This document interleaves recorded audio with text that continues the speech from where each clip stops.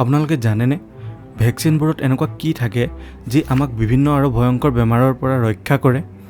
আপুনি জানি আচৰিত হৈ যাব, ভেকচিনত সেই একেই ভাইৰাছ বা বেক্টেৰিয়াটো থাকে যিটোৰ জহত আমাৰ বেমাৰ হয়।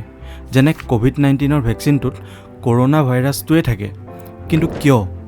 যোন সময়ত কৰোনা ভাইৰাছ গোটেই পৃথিৱীত তীব্ৰ গতিৰে সংক্ৰমিত হৈ আছিলে, হাজাৰ হাজাৰ মানুহে প্ৰাণ হেৰুৱাব লগা হৈছিলে।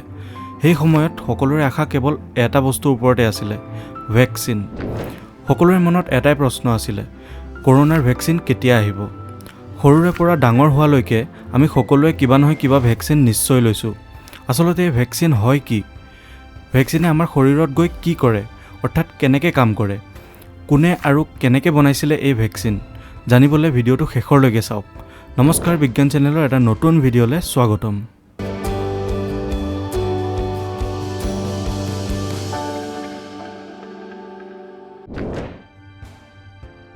(1749) চনত ভেকচিনৰ কাহিনী আৰম্ভ হয় ইংলেণ্ডৰ পৰা। সেই সময়ত তাত স্মল পক্স নামৰ বেমাৰ এটাত বহুত মানুহ মৰিছিলে। স্মল পক্সটোক আমি অসমীয়াত বসন্ত ওলোৱা বা আই ওলোৱা বুলি কওঁ। তেতিয়া এজন ডক্টৰে এটা বস্তু ন'টিছ কৰিছিলে, মিল্ক মেডছ, অৰ্থাৎ যিসকল মানুহে গৰুক গাখীৰ উলিয়াই বিক্ৰী কৰে তেওঁলোকক স্মল পক্সৰ ভাইৰাছটোৱে সংক্ৰমিত কৰিব পৰা নাছিলে। তেতিয়া তেওঁ ৰিচাৰ্চ কৰিবলৈ আৰম্ভ কৰে আৰু গম পালে গৰুবোৰত কাউপক্স নামৰ ভাইৰাছ এটা থাকে। এই কাউপক্সৰ ভাইৰাছটো মানুহৰ কাৰণে হাৰ্মফুল নহয়।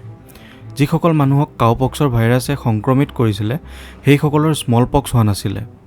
তেতিয়া সেই ডক্টৰজনে এটা এক্সপেৰিমেণ্ট কৰা সিদ্ধান্ত লয়।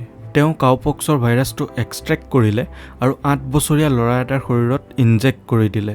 সেই ল'ৰাটোৰ অলপ দিন জ্বৰ উঠিলে, তাৰপাছত ভাল হৈ গ'ল, একেবাৰে সুস্থ হৈ গ'ল।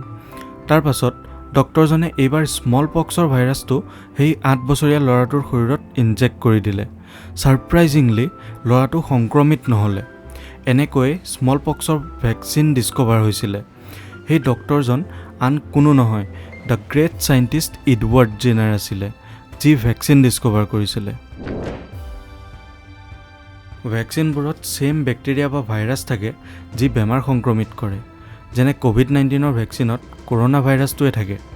এতিয়া আপুনি ভাবিছে চাগে, যদি ভাইৰাছবোৰ ভেকচিনৰ ৰূপত আমাৰ শৰীৰত ইনজেক্ট কৰি দিয়ে তেতিয়া আমি সংক্ৰমিত কিয় নহওঁ বা বেমাৰ কিয় নহওঁ?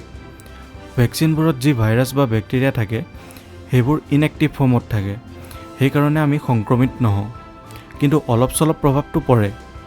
আপুনি দেখিছে চাগে, যেতিয়া কৰোনা ভেকচিন দিয়া হৈছিল তেতিয়া বহুত মানুহৰ জ্বৰ উঠিছিলে, গা বিষ হৈছিলে। এইবোৰ ভেকচিনত থকা ভাইৰাছটোৰ জহত হৈছিলে। আমাৰ শৰীৰত ইমিউনি ছিষ্টেম থাকে। সহজ ভাষাত ক'বলৈ গ'লে ডিফেন্স মেকানিজিম। ইমিউনি ছিষ্টেমটোৱে এণ্টিবডি প্ৰডিউচ কৰে। এণ্টিবডিবোৰক আমাৰ শৰীৰৰ আৰ্মি বুলি ক'ব পাৰি, যি বিভিন্ন বেক্টেৰিয়া বা ভাইৰাছৰ পৰা আমাৰ শৰীৰটোক ৰক্ষা কৰে। কিন্তু ইমিউনি ছিষ্টেমটোৱে এণ্টিবডি তেতিয়াহে প্ৰডিউচ কৰিব যেতিয়া আমি সংক্ৰমিত হওঁ, মানে যেতিয়া কিবা বেক্টেৰিয়া বা ভাইৰাছে আমাৰ শৰীৰটোক এটেক কৰিব। যেতিয়া আমি ভেকচিন লওঁ তেতিয়া ভেকচিনত থকা ইনএক্টিভ ভাইৰাছটো আমাৰ শৰীৰত সোমাই আহে। তেতিয়া আমাৰ ইমিউনি ছিষ্টেমটোৱে ভাবে সঁচাকৈ আমাৰ শৰীৰটোত ভাইৰাছৰ এটেক হৈছে আৰু সেই ভাইৰাছটো মাৰিবলৈ আমাৰ ইমিউনি ছিষ্টেমটোৱে এণ্টিবডি প্ৰডিউচ কৰিব ধৰে। আমাৰ ইমিউনি ছিষ্টেমটোৰ এটা মেমৰি থাকে। ই এই ভাইৰাছটোক মনত ৰাখি লয়। নেক্সট টাইম যেতিয়া আমি সঁচাকৈ সংক্ৰমিত হওঁ, যিহেতু আমাৰ ইমিউনি ছিষ্টেমটো এই ভাইৰাছটোক আগতে লগ পাইছে, মানে চিনি পায়, আৰু এণ্টিবডি আগতেই ফৰ্মেশ্যন কৰা আছিলে, সেইকাৰণে এইবাৰ আমাৰ ইমিউনি ছিষ্টেমটোৰ কাৰণে সেই ভাইৰাছটোক মাৰিবলৈ সহজ হৈ পৰে। আৰু এনেকৈ ভেকচিনবোৰে বিভিন্ন বেমাৰৰ পৰা আমাৰ শৰীৰটোক ৰক্ষা কৰে। আশা কৰিছোঁ এই ভিডিঅ'টোৰ পৰা আপুনি কিবা শিকিব পালে। এনেকুৱা ইনফৰ্মেটিভ ভিডিঅ' চাই থাকিবলৈ আমাৰ চেনেলটো ছাবস্ক্ৰাইব কৰি দিব। লগ পাম এটা নতুন ভিডিঅ'ৰ সৈতে। আজিলৈ ধন্যবাদ।